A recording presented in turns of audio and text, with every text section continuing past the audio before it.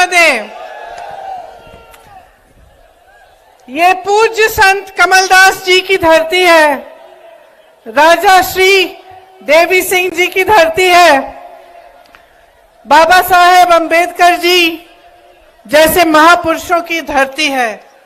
यहां आकर मुझे बहुत गर्व हो रहा है और सबसे ज्यादा गर्व इस बात का है कि ये आपकी धरती है। आप सब यहां मेरी बातों को सुनने आए हैं। आपके पूर्वजों ने इन महापुरुषों के साथ हमारी आजादी की लड़ाई लड़ी और इसलिए एक तरह से ये पावन धरती भी है। आपने मुझसे पहले जो चर्चा की इंदिरा जी की, आप सब जानते हैं कि मैं इंदिरा जी की पोती हूं। इसमें ताली बजाने का आप उनको बहुत मानते थे और जितना आप उनको मानते थे, जितनी श्रद्धा आपके दिल में उनके लिए थी, उतनी ही श्रद्धा इस देश की जनता के लिए, खास तौर से मेरे आदिवासी भाई बहनों के लिए इंदिरा जी के दिल में थी। तो आज उनके गुजर जाने के 30 साल से ज्यादा गुजर गए हैं, लेकिन आप फिर भी उन्हें याद इसलिए करते हैं क्योंकि आप जानते हैं कि उनके दिल में आपके प्रति जो श्रद्धा थी वो एक गहरी और असली श्रद्धा थी। वो एक राजनीतिक रिश्ता नहीं था, एक भावनाओं का रिश्ता था, एक समझ और श्रद्धा का रिश्ता था। वो समझती थी कि आपकी संस्कृति क्या है, वो समझती थी कि आपकी संस्कृति पूरी दुनिया और मानवता की एक मूल संस्कृति है। प्रकृति की रक्षा, प्रकृति का आदर, चाहे जंगल हो, चाहे जल हो, चाहे जमीन हो, चाहे जानवर हो, सबका आदर करते हुए आपने अपने जीवन जिए। और हमेशा कहती थी कि यही संस्कृति इस दुनिया की सबसे अच्छी संस्कृति है। तो उन्होंने कभी आपकी संस्कृति को बदलने की कोशिश नहीं की, उस पे कुछ थोपने की कोशिश नहीं की, हमेशा उसका आदर किया और उसी की तहत आपके लिए उन्होंने नीतियां बनाई। इसी तरह से चाहे पंडित जवाहरलाल नेहरू थे, चाहे उसके बाद राजीव गांधी जी थे, उन्होंने भी इसी तरह से आपकी संस्कृति का आदर किया। आपके लिए जो नीतियां लाए उनसे आपकी भलाई हुई, आप आगे भी बढ़ पाए और साथ साथ जो आपकी परंपराएं थी, जो आपकी संस्कृति थी, उसको आप बचा भी पाए। आज जब मैं यहां आ रही थी तो मैंने देखा कि बहुत सारे नौजवान खड़े हैं रास्ते में, सड़कों पे, और यहां भी मैं बहुत नौजवानों को देख रही हूं। मैं आपसे पूछना चाहती हूं कि आप में से कितने ऐसे लोग हैं जिन्हें मध्य प्रदेश की सरकार ने रोजगार दिया है? जरा हाथ उठा के बताइए। रोजगार मिला? नहीं मिला है। और कितने ऐसे नौजवान हैं जिन्होंने भर्ती की जो वो प्रतियोगिताएं हैं वो की हैं और पढ़ाई बीए, एमए, बीएससी, एमएससी तक की है? जरा हाथ उठाओ। तो तकरीबन सारे पढ़े लिखे हैं। और पढ़ाई आपने कैसे की? आपके माँ बाप ने मेहनत की आपको पढ़ाने लिखाने के लिए, आपकी फीस भरने के लिए खूब मेहनत करनी पड़ी। कुछ किसान होंगे, कुछ नौकरियां कर रहे होंगे कहीं, सबने आपके लिए मेहनत की आपको आगे बढ़ाने के लिए। तो देखिए, सबसे महत्वपूर्ण बात क्या है जो आज आपको समझनी है? आपकी जो बड़ी बड़ी समस्याएं हैं वो क्या है? सबसे पहले तो भयंकर बेरोजगारी है। आज सिर्फ प्रदेश में नहीं लेकिन देश में इतनी बेरोजगारी है कि 45 सालों से इतनी बेरोजगारी पूरे देश में नहीं रही है। तो सबसे पहले आपको यह समझना है कि जो आपकी सबसे बड़ी समस्याएं हैं, मैं सोचती हूं वो बेरोजगारी और महंगाई है। सही बोल रही हूं? महंगाई है समस्या बड़ी, बेरोजगारी है। तो मैं चाहती हूं कि थोड़ी चर्चा मैं इन दो समस्याओं के बारे में करूं। तो बेरोजगारी की मैंने बात की। अब आप अपने प्रदेश में अगर देखेंगे तो तमाम सरकारी पद खाली पड़े हुए हैं। चाहे स्वास्थ्य व्यवस्था में देखें आप तो हर स्तर पर, मतलब हर स्तर पर 90% से ज्यादा पद खाली पड़े हैं। अब आप सबने हाथ उठाया कि पढ़े लिखे हो, रोजगार के लायक हो, तो ये पद खाली क्यों पड़े हैं? ये सवाल उठाना जरूरी है कि सरकारी पद इतने खाली हैं, कहीं 90%, कहीं 80%, कहीं 75%। तो आज तक जब 18 सालों से भाजपा की सरकार चल रही है तो ये पद भरे क्यों नहीं गए हैं? सबसे पहला सवाल तो ये है। दूसरा सवाल कि अगर आपको रोजगार मिल रहे हैं, नहीं मिल रहे हैं, तो इसकी वजह क्या है? क्योंकि ऐसी बात तो नहीं है कि कभी रोजगार नहीं मिले। एक जमाना था, शायद आपके दादों का जमाना, जहां लोगों को छोटे मोटे सरकारी रोजगार मिल जाते थे। कोई पियन का काम करता था, कोई सरकारी किसी बड़ी कंपनी में काम ले लेता था। उसके बाद आस्ते आस्ते वो कमा के, मेहनत करके अपने बच्चों को पढ़ाता लिखाता और उसके बच्चे आगे बढ़ के कोई और बड़ी नौकरी ले लेते। और वो नौकरियां जिन्होंने गरीबी से तमाम जनता को निकाला, ज्यादातर उस जमाने में कहां से आती थी?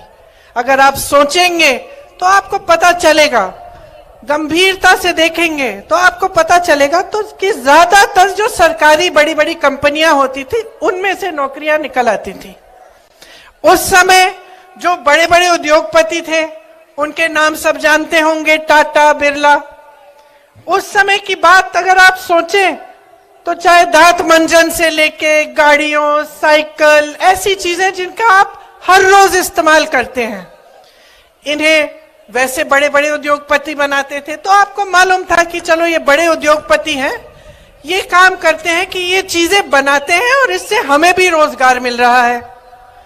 तो आपको ऐसी फैक्ट्रीज से, ऐसी कंपनियों से रोजगार मिलता था। तो या तो बड़ी बड़ी सरकारी कंपनियां थी, या अगर निजी उद्योगपतियों की थी तो वो चीजों को बनाने का काम करते थे, जिनको आप जहां पे लेबर की जरूरत होती थी तो आप लोगों को वहां पे भी अपने मेहनत के बल पर नौकरियां मिल जाती थी।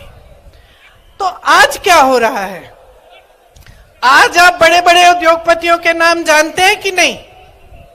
बताइए, कौन है सबसे बड़े उद्योगपति देश के? अडानी जी। और कोई बता सकता है मुझे कि क्या बनाते हैं? क्या बनाते हैं? गाड़ी, दांत मंजन, ये खंबे, ये लाउड स्पीकर, घर के लिए सिर्फ क्या बनाते हैं? सीमेंट। क्या बनता है? बेवकूफ बनाते हैं। चलो ये भी एक जवाब है। आप ये नहीं कह सकते कि क्या बनाते हैं, क्योंकि इनके साथ क्या हो रहा है? जो देश की जनता की जो संपत्ति थी, जो बड़े बड़े सरकारी उद्योग थे, जिनको आपकी मेहनत से बनाया गया, आपके लिए रोजगार बनाने के लिए, उनको मुफ्त में सौंपा गया है। कौड़ियों के दाम पे उनको दिया गया है। एक के बाद एक, चाहे आप BHEL लें, आप HAL लें, चाहे रेलवेज लें, जहां से आपको रोजगार मिलता था वो तो उनको सौंप दिए। आपकी संपत्ति उनके पास हो गई। वो कुछ बनाते नहीं है, जो आपने बनाया, इस देश ने बनाया, चाहे वो बंदरगाह हो, चाहे वो एयरपोर्ट हो, चाहे कोई भी बड़ी चीज ले लीजिए, वो उनको सौंपी जा रही है। तो आपके रोजगार कहां से आएंगे? छोटे उद्योगपतियों से, जो छोटे छोटे कारोबार चलाते हैं। लेकिन इस सरकार ने तो उनको भी खत्म कर डाला। सोचिए, पहले नोटबंदी लाए, अब जो छोटे दुकानदार हैं, यहाँ जो तमाम छोटे छोटे बिजनेस हैं, सबसे ज्यादा नुकसान नोटबंदी का किसने झेला? उन्होंने झेला। फिर कोविड आया, कोरोना, फिर से उन्होंने नुकसान झेला। अब सरकार पे का दायित्व होता है कि आप नुकसान झेल रहे हैं, आपकी मदद करें। मदद नहीं हुई, ऊपर से जीएसटी आ गई। जीएसटी क्या है? जीएसटी वो टैक्स है जिसने छोटे दुकानदारों और छोटे बिजनेसों के नाक में दम कर दिया। वो टैक्स है जो आप हर छोटी सी छोटी चीज पर आप देते हैं, चाहे देश का किसान हो, डीजल, पेट्रोल, खाद, सब पे जीएसटी, ट्रैक्टर जीएसटी, हर चीज पे जीएसटी। चाहे अब दिवाली आ रही है, आपको कुछ खरीदने जाना है, त्योहार है, मेरी बहनें बैठी हैं, धनतेरस आएगा, आपके त्योहार है, आप कुछ खरीदना चाहते हैं, दुकान जाना चाहते हैं, त्योहार को मनाना चाहते हैं, आप जो भी चीज खरीदेंगे उस पे आज जीएसटी है। और जीएसटी वो टैक्स है जिससे महंगाई बढ़ती चली जा रही है। महंगाई इतनी बढ़ रही है कि जब आपको दुकान जाना पड़ता है, कुछ खरीदना पड़ता है, तो ये डर लगता है दिल में कि भाई मैं खरीद भी पाऊंगी। कि आपको अगर घर के लिए कोई आ रहा है, घर पे मेहमान आ रहा है, खाना बनाना है, कुछ 8-10 लोग आ रहे हैं, तो मन में आप सोचते होंगे कि ये 2-3 चीजें बनाऊंगी। दुकान जाती हैं तो आधी चीजें आप खरीद नहीं पाती। आप आज देख रहे हैं, पहले टमाटर का कितना दाम बढ़ गया था, अब प्याज का कितना बढ़ गया है। एक जमाने में मोदी जी खुद कहते थे, जब कांग्रेस की सरकार थी, कि देखेंगे सचिन सेंचुरी पहले मारेगा वर्ल्ड कप में या प्याज सेंचुरी मारेगी, कहते थे ना। अब मैं उनसे पूछना चाहती हूं कि विराट ने तो सेंचुरी मार ली, प्याज की भी सेंचुरी हो गई, सरकार आपकी है, अब क्या बोलते हो? अब तो मुंह बंद हो गया। अब कोई सड़क पे उतर नहीं रहा है गैस के सिलेंडर को लेकर, क्योंकि जो सिलेंडर 400 में मिल रहा था उसे आप 12 से 1400 में दे रहे हैं। और चुनाव आने लगा, चुनाव के 2 महीने पहले चलो उसका दाम घटा दिया, 400 कर दिया। तो अगर 2 महीने पहले कर सकते थे तो इतने सालों से क्यों नहीं किया? तो अगर महंगाई कम करना आपके हाथों में है, तो ये जो 18 सालों से आप सरकार चला रहे हैं, जिसमें महंगाई बढ़ती चली जा रही है, देश का किसान परेशान है, देश का मजदूर परेशान है, देश का दुकानदार परेशान है, आपने कुछ नहीं किया। अब चुनाव आ रहा है तो घोषणाओं पे घोषणा। और मैं देख रही थी कि इस सरकार ने 22,000 घोषणाएं की हैं। जरा बताइए मुझे, 22 इन्होंने पूरी की हैं? 22 भी नहीं की। तो ये हुई महंगाई और रोजगार की बात, कि जो रोजगार बनाने के माध्यम थे उनको इन्होंने खत्म कर डाला। खेती किसानी भी थी, एक जमाने में लोग खेती से कमा लेते थे, आजकल बेचारा किसान कमा नहीं पा रहा है खेती से, पलायन करके जा रहे हैं उसके बेटे। और जिनके बेटे जवान बनने के लिए तैयारी किए, खूब उन्होंने संघर्ष किया कि हमारी भर्ती हो जाएगी, उनके लिए ये स्कीम ले आए, अग्निवीर की स्कीम, कि 4 साल करो सेना में काम और फिर घर लौटाओ। तो आपको सोचने की जरूरत है कि ये सरकार आपके लिए कर क्या रही है। अब ये आदिवासियों का क्षेत्र है, आपका क्षेत्र है। मैं आपको बताना चाहती हूं कि कुछ दिनों पहले मैं छत्तीसगढ़ में थी। छत्तीसगढ़ में कांग्रेस की सरकार है और मुझे गर्व होता है इस चीज को कहने में, और सब जगह मैं कहती हूं कि जहां भाजपा की सरकार ने, जहां जहां भाजपा की सरकार है, उन प्रदेशों में जो देश की और प्रदेश की संपत्ति है, मतलब जो आपका पैसा है, वो आपसे छीन के, देश के गरीब से छीन के, देश के किसान से छीन के, देश के मिडिल क्लास से छीन के बड़े बड़े उद्योगपतियों को दिया गया है। और छत्तीसगढ़ में जहां कांग्रेस की सरकार है, वहां आपकी संपत्ति वापस आपकी जेब में डाली गई है। क्योंकि जो हमारी नीतियां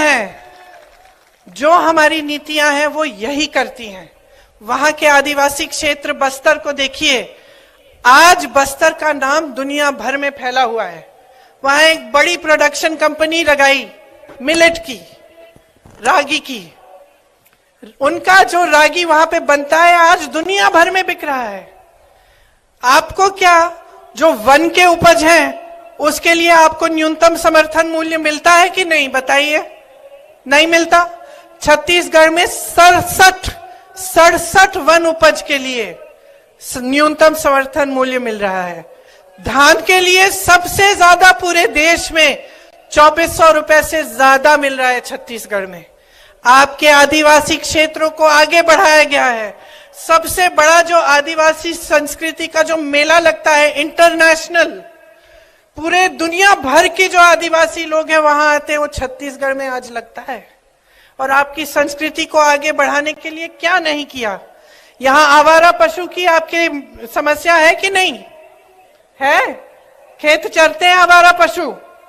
अच्छा, ये जो समस्या है ना कि रात को दिन में जो आवारा पशु घूम के आपके खेत को चर जाता था, ये बहुत बड़ी समस्या थी छत्तीसगढ़ में।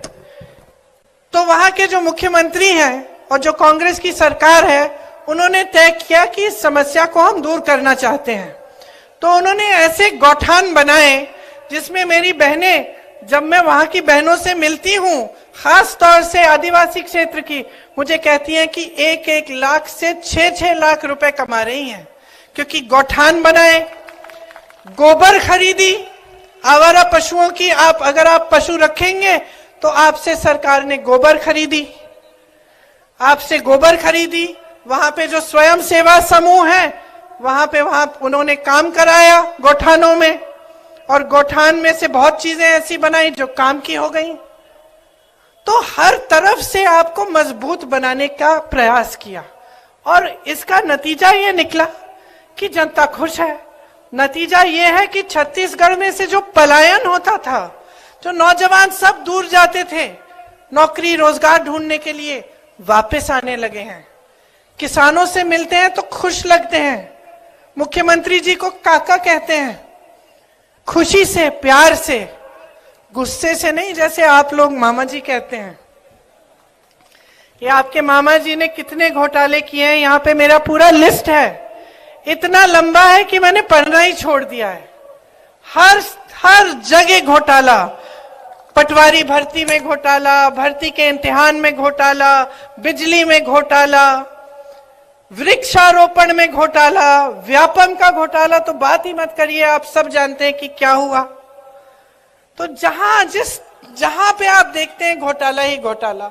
हर नौजवान को ये मालूम है कि ये सरकार कमीशन खोरी पे चलती है। कुछ छोटा सा चाहिए आपको, कहीं पे आपको छोटा काम कराना हो, सरकार से कुछ ताल्लुक हो, तो आपको कमीशन देना पड़ता है। तो क्या आप ये चाहते हैं अगले 5 सालों के लिए, या आप चाहते हैं कि आपके प्रदेश में भी ऐसी सरकार आए जो आपके लिए काम करे? देखिए, चुनाव के समय यहां खड़े होकर कोई भी कुछ भी घोषणा कर सकता है। आपको जागरूक बनना पड़ेगा, आपको देखना पड़ेगा कि ये घोषणा जो है ये खोखली है या असली है। अब जैसे कांग्रेस के प्रदेशों में हमने कुछ गारंटी बताई चुनाव के समय, तो आप देखिए ना कि क्या ये गारंटी लागू हुई कि नहीं हुई। जो घोषणा नेता, बड़े बड़े नेता करने आए थे, क्या उन्होंने ये घोषणा पूरी की कि नहीं। तो आपको पता चलेगा कि कांग्रेस के प्रदेशों में, जैसे तमाम प्रदेशों में पुरानी पेंशन स्कीम लागू है, जो कांग्रेस के प्रदेश हैं। आपकी सरकार और भाजपा की जो केंद्र की सरकार कहती है कि हमारे पास पैसे नहीं है, हम इतना पेंशन नहीं दे सकते। अच्छा, इतना पेंशन नहीं दे सकते तो अंबानी जी और अडानी जी के आप लोन कैसे माफ कर रहे हो? अगर आप किसानों का कर्ज माफ नहीं कर सकते तो इतने बड़े बड़े उद्योगपतियों के हजारों करोड़ के लोन कैसे माफ कर रहे हो? अगर इस जागरूकता से आप लोग ये सवाल नहीं पूछेंगे तो फिर जैसे आपने कहा कि बेवकूफ बनाया जाएगा, वैसे और 5 साल बेवकूफ बनो। इस देश के संविधान ने आपको एक बहुत बड़ी शक्ति दी है कि अगर आप जागरूक बन जाओगे तो कोई नेता आपको बेवकूफ नहीं बना सकता। और इस जागरूकता में पड़ा क्या है? अखबार उठाओ, अखबार में अगर सही खबर नहीं है तो आजकल इंटरनेट है, देखो, पढ़ो। जो लोग वहां से आ रहे हैं छत्तीसगढ़ से पूछो कि भाई वाकई तुम्हारे प्रदेश में सबसे ज्यादा रोजगार है, कैसे हुआ? कि भाई वाकई तुम्हारे यहाँ गौठान बन रहे हैं जहां पे सबकी तरक्की हो रही है, आपकी कमाई भी हो रही है। पता करो, पूछो, जो पलायन करके गया है उससे पूछो, दूसरे प्रदेशों में क्या हालात है, कांग्रेस की सरकारें क्या कर रही हैं। जागरूक बनो। क्योंकि इस जागरूकता से ना आपका भविष्य जुड़ा हुआ है। अगर आप अपने भविष्य को गहराई से नहीं समझेंगे और आज की राजनीति को गहराई से नहीं समझेंगे तो आगे तरक्की नहीं होगी आपकी। मेरी बहनें बैठी हैं, अब बड़ी घोषणा की भाजपा ने कि आपको हर महीने पैसे दिए जाएंगे। ठीक है, डालने भी शुरू कर लिए उन्होंने। मैं आपसे पूछना चाहती हूं कि ये घोषणा चुनाव से 3 महीने पहले क्यों की? क्या इससे पहले महिलाएं संकट में नहीं थी? क्या इससे पहले महंगाई की समस्या नहीं थी? क्या इससे पहले आप पूरे समाज का बोझ नहीं उठा रही थी अपने कंधों पर? क्या इससे पहले आप खेती में काम नहीं कर रही थी? आप नौकरियां नहीं कर रही थी? आप अपने बच्चों का परवरिश नहीं कर रही थी? कि अब जागे हैं ये? 18 सालों से इनकी सरकार रही है, गैस सिलेंडर का दाम अभी कम किया है। 18 सालों से इनकी सरकार चल रही है, इनको अब सूझा है कि हर महीने आपको कुछ देंगे ये पैसे। तो सोचिए, इन्होंने घोषणा की कि महिलाओं के लिए हमने एक बड़ा आरक्षण का बिल पास किया है। वाह वाह वाह, पूरी देश की मीडिया ने इनका खूब इवेंटबाजी की, आपने सारी पब्लिसिटी देख ली, मोदी जी आए, सबने तालियां बजाई, सब महिलाओं ने माले लगाए। और लागू कब होगा? 10 साल बाद बहनों। तो ये कैसी घोषणा है? ये कैसी बिल है जो पास हो गई है लेकिन 10 साल तक लागू नहीं हो सकती? और हम कहते हैं अभी लागू करो, अभी लागू करो, 33% महिलाओं को आरक्षण देना है, अभी दो। तो पीछे हट जाते हैं। इसी तरह से जब हम कहते हैं जातिगत जनगणना करो, हम क्यों कह रहे हैं? क्या मतलब है इस जातिगत जनगणना की?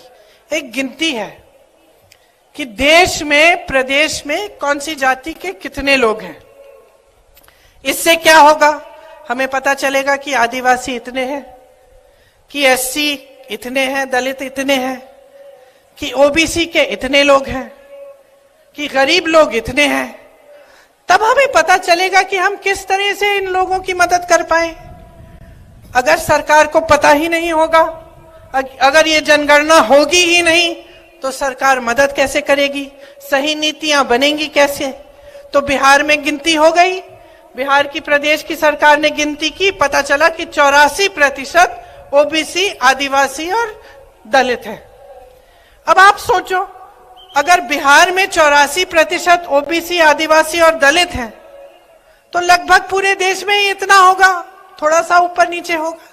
लेकिन अगर आप पूरे देश में देखें कि बड़े बड़े पदों पे कौन है, बड़े बड़े उद्योगपति कौन है, जो यूनिवर्सिटीज हैं इनके वाइस चांसलर कौन है, जो बड़ी बड़ी मीडिया की कंपनियां हैं इनको कौन चलाता है, तो आपको पता चलेगा कि आपका प्रतिनिधित्व इसमें नहीं है।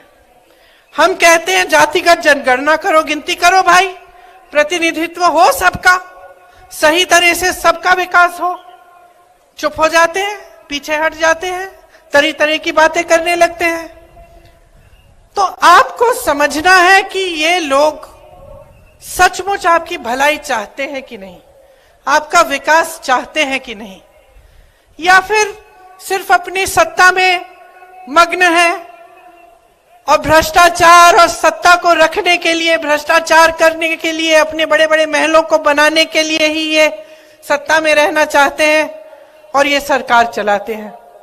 तो देखिए, मेरी समझ में तो इनकी जो सरकारें हैं वो बड़ी बड़ी उद्योगपतियों के लिए चल रही हैं। आज मिडिल क्लास के लिए कोई सोच नहीं है, नौजवानों के लिए कोई सोच नहीं है, गरीबों और किसानों के लिए तो छोड़ ही दीजिए, आदिवासियों के लिए, दलितों के लिए छोड़ ही दीजिए। आपने खुद देखा है कि आपका कितना अपमान होता है। वीडियो निकला था, एक शर्मनाक वीडियो, आप सबने देखा होगा। फिर क्या हुआ?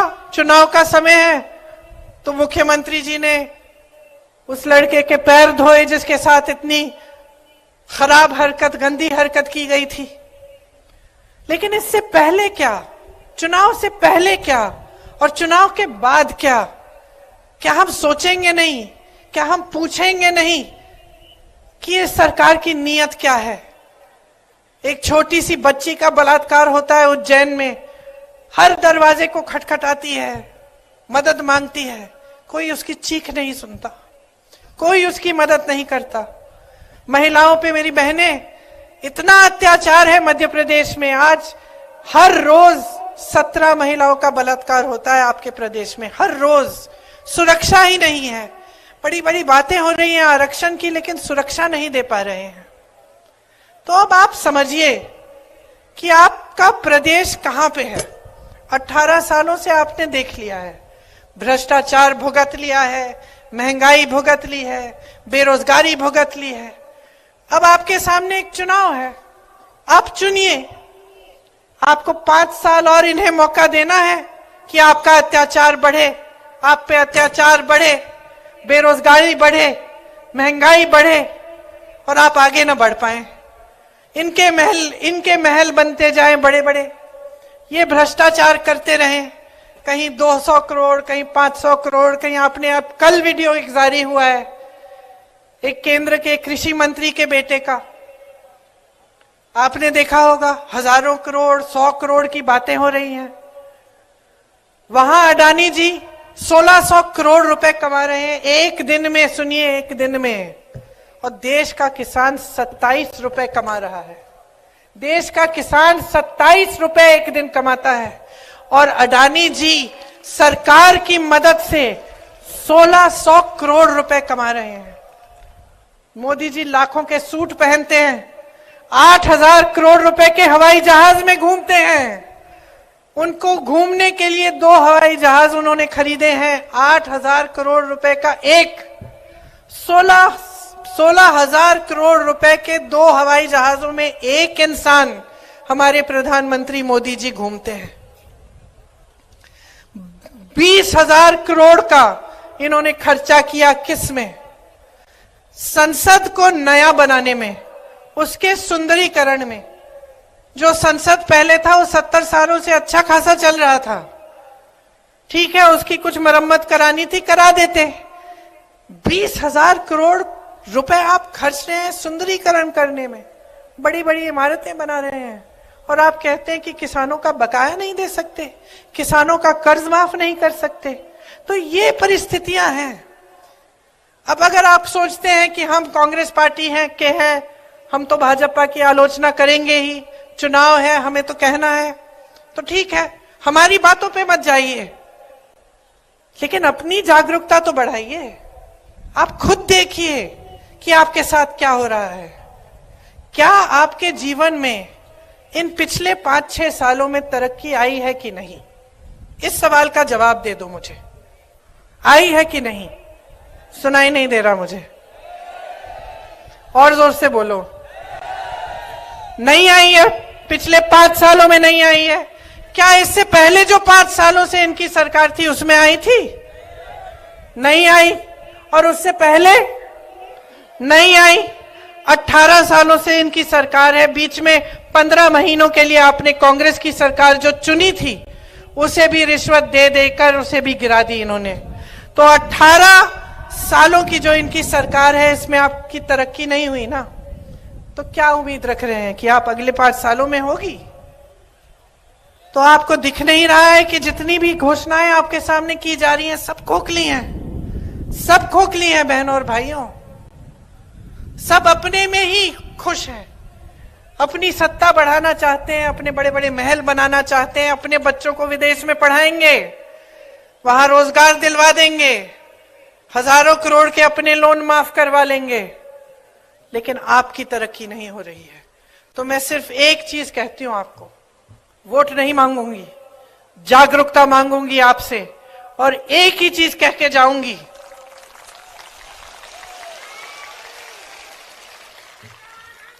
जो आपने देखा है, जो आपके साथ इस सरकार ने किया है, उसे गहराई से खुद समझो, अपनी जागरूकता बढ़ाओ और अपनी जागरूकता के आधार पर अपना वोट दो।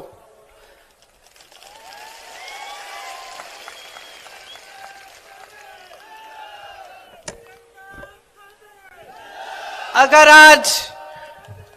आज आप इंदिरा जी को याद करते हैं तो शुरू में मैंने कहा इसलिए नहीं याद करते कि वो आपके सामने खोखली घोषणाएं करती थी, इसलिए याद करती हैं क्योंकि उन्होंने आपको आपके जल, आपके जंगल, आपके जमीन पर आपका जो अधिकार था वो वापस दिया, आपको जमीन के पट्टे दिए और कोई एहसान नहीं किया आप पे। उनकी समझ थी, उनकी श्रद्धा थी आपके प्रति। उन्होंने कहा आपका अधिकार है, आपको मिलना चाहिए। उन्होंने ये नहीं कहा कि मैं दे रही हूं, उन्होंने कहा ये आपका अधिकार है, अपने हाथों में लो। कांग्रेस की सरकारों ने हमेशा आपके अधिकारों को आपके हाथों में दिया है। भोजन का अधिकार, नौकरी जब आपको नहीं मिल रही थी, बाहर पलायन जब करना पड़ता था, तो आपको मनरेगा बना के की नीति दी। क्या थी वो? कि आपको गांव में रोजगार मिले। ये आपका अधिकार था। कांग्रेस की सरकार ने कहा कि सबका अधिकार है कि रोजगार कम से कम 100 दिन का मिलना चाहिए, इसीलिए आपको मनरेगा की नीति बना के दी। इन्होंने कमजोर की। तो जो आपका अधिकार है वो आप समझिए। कौन सी सरकार आपका अधिकार आपके हाथों में देना चाहती है और कौन सी सरकार पुराने जमाने के राजाओं की तरह आपके सारे अधिकार लेकर अपने हाथों में सिर्फ सत्ता के लिए चाहती है? आप समझिए। जब आप गहराई से सोचेंगे और समझेंगे तो मैं जानती हूं कि आपका वोट सिर्फ और सिर्फ कांग्रेस पार्टी को जाएगा, क्योंकि हमारे दिलों में आपके लिए श्रद्धा है। हम जानते हैं कि आपने हमें बनाया है। हम जानते हैं कि इस मंच पे बैठा हर एक नेता यहां नहीं खड़ा होता अगर आपने नहीं खड़ा किया होता। लेकिन अफसोस की बात यह है कि चुनाव के समय आज की जो राजनीति है वो आपका ध्यान भटका रही है। चुनाव आता है, अचानक धर्म की बातें शुरू, जाति की बातें शुरू, अजीब अजीब सी फिजूल की बातें शुरू, खोखली घोषणाएं शुरू, काम की बातें नहीं हो रही हैं। तो आपको जवाबदेह बनाना पड़ेगा नेताओं को। समझ रहे हैं मेरी बात? अगर हमें एहसास हो सकता है कि आपने हमें यहां खड़ा किया है, तो भाजपा के एक एक नेता को एहसास दिलाओ कि जब तक आपके लिए दिन रात एक करके काम नहीं करेंगे, जब तक आपके लिए सही नीतियां नहीं बनाएंगे, जब तक आपका पैसा वापस आपकी जेब में नहीं डालेंगे, जब तक इन बड़े बड़े उद्योगपतियों से आपकी संपत्ति लेकर वापस आपको नहीं देंगे, तब तक आप फिर से इनको इस मंच पे खड़ा नहीं होने देंगे। आपका वोट आपका है, कीमती वोट है, आपकी जिम्मेदारी है और आपके देश के प्रति आपका कर्तव्य है। इस वोट को आप ऐसे इस्तेमाल करिए जैसे एक अर्जुन अपनी नजर को, अपने ध्यान को केंद्रित करके तीर चलाता था, उस तरह से अपने वोट को चलाओ। ये वो तीर है जिसके सही लगने से आपका भविष्य मजबूत बन सकता है। आप मेरी बातों को बहुत ध्यान से सुन रहे हैं, इसलिए मेरे यहाँ के जो मध्य प्रदेश के नेता हैं, बाद में मुझे डांटे ना कि मैंने गारंटी की बात नहीं की। तो मैं आपको, जो यहाँ पे हम कांग्रेस आपको गारंटी देना चाहती है, उसकी भी थोड़ी सी बात करके सुनाऊंगी। जैसे बहनें, अभी 2 महीनों पहले इस सरकार ने घोषणा की है कि आपके खातों में कुछ पैसे डाले जाएंगे हर महीने, और इस हड़बड़ी में कि चुनाव हार रहे हैं उन्होंने डालना भी शुरू किया है। अच्छी बात है, कोई बात नहीं।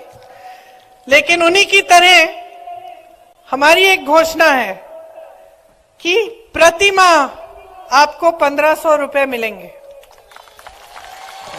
हमारी घोषणा का आधार चुनाव नहीं है। हमारी घोषणा का आधार यह है कि जिन जिन प्रदेशों में आज कांग्रेस ने ये गारंटी दी है, वो गारंटी पूरी हो रही है। हमारी घोषणा का आधार यह है कि हम समझते हैं कि आपका जीवन कितना मुश्किल है। बहनों, मैं समझती हूं, क्योंकि मैं भी महिलाओं हूं, और चाहे बड़ी घर की महिला हो, चाहे छोटे गांव की हो, चाहे कहीं की भी हो, उसको ये समझ होती है कि पूरी परिवार का, समाज का बोझ वो उठाती है।